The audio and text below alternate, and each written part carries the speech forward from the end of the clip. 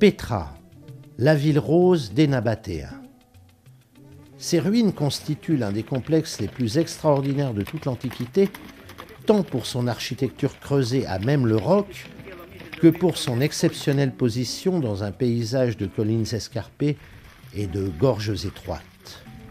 On découvre d'étranges monolithes de forme cubique qui sont des sépultures du 1er siècle.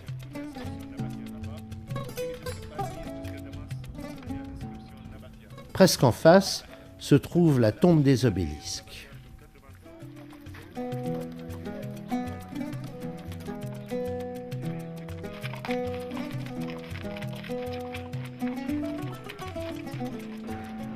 Le seul accès aisé à la ville est le lit du torrent Wadi Moussa.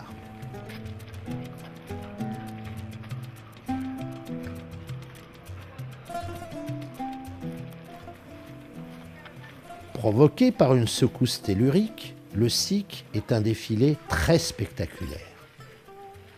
L'étroitesse du Siq n'est certainement pas étrangère au fait que la fabuleuse cité morte ait été oubliée pendant des siècles. Elle ne fut redécouverte qu'en 1812 par le célèbre voyageur orientaliste suisse Johann Ludwig Burckhardt.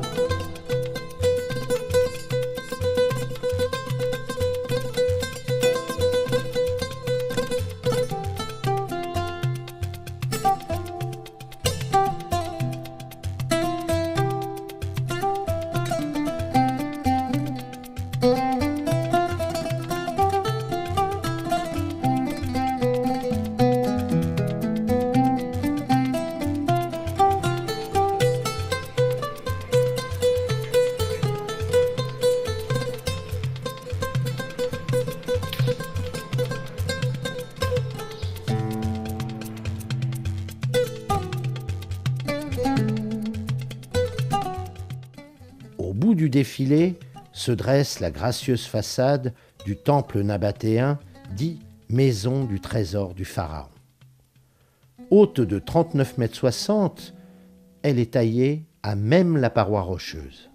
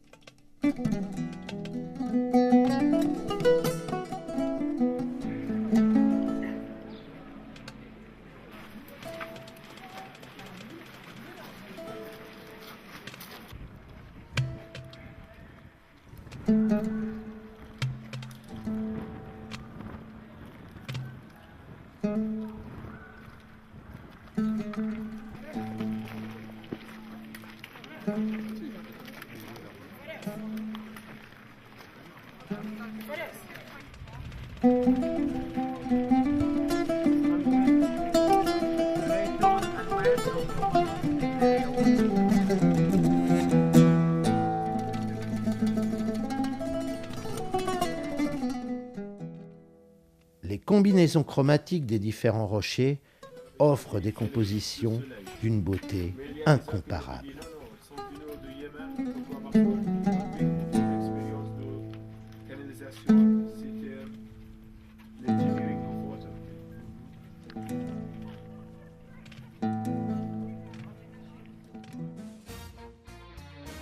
Détruite par un séisme, décidément nombreux dans le pays, la scène du théâtre romain pouvait accueillir 6000 spectateurs. Après le théâtre, le cycle s'élargit et débouche sur la plaine où se dressait la ville proprement dite. Le long d'un sentier qui monte à travers les magnifiques paysages du Wadi Farassa, on trouve de nombreux tombeaux.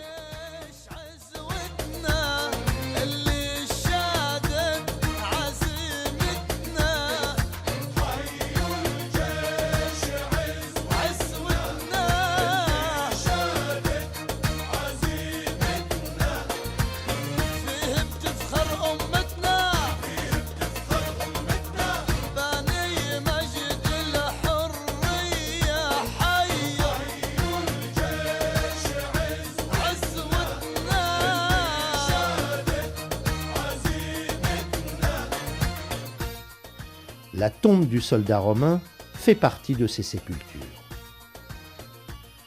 Quelques-uns d'entre nous continuent la montée à la découverte de la tombe dite du jardin.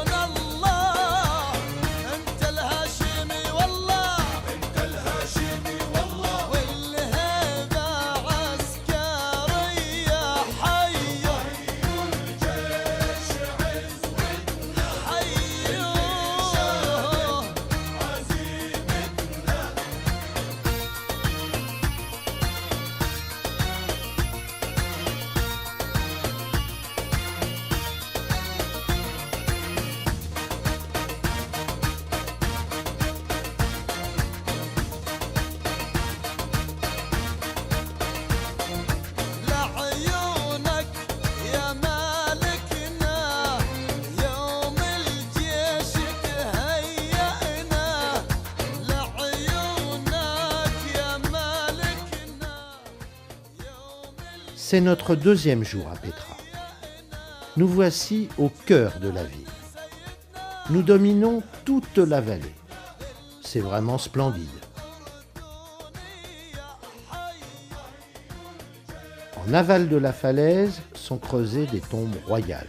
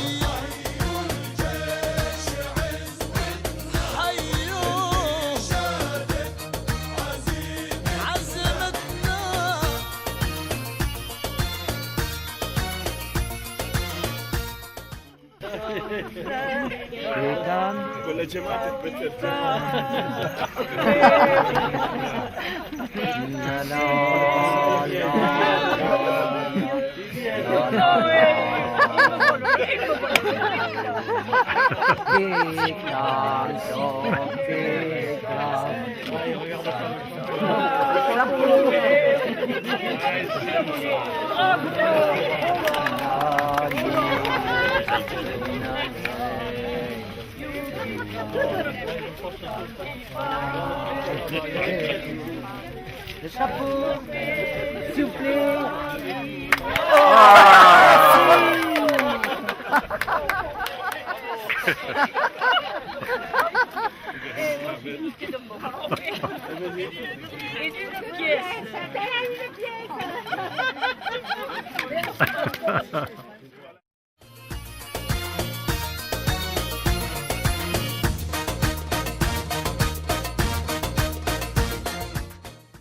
Petra recèle aussi les vestiges d'une église au pavement de mosaïque datant du VIe siècle.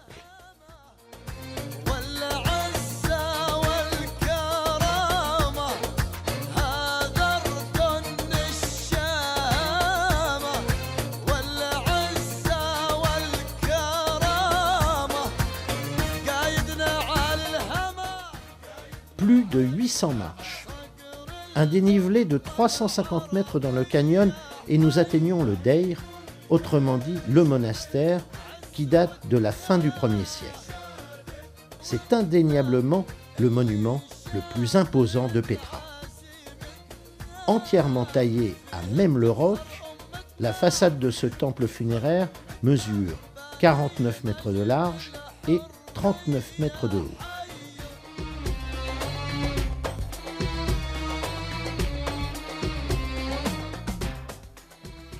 De la colline située devant le Deir, on jouit d'une jolie vue sur Petra. Mais la plus belle est celle que l'on découvre du sommet du Djebel Atouf. Visuellement, Petra se transforme en une sorte de mirage et cette merveille humaine semble alors perdre sa réalité.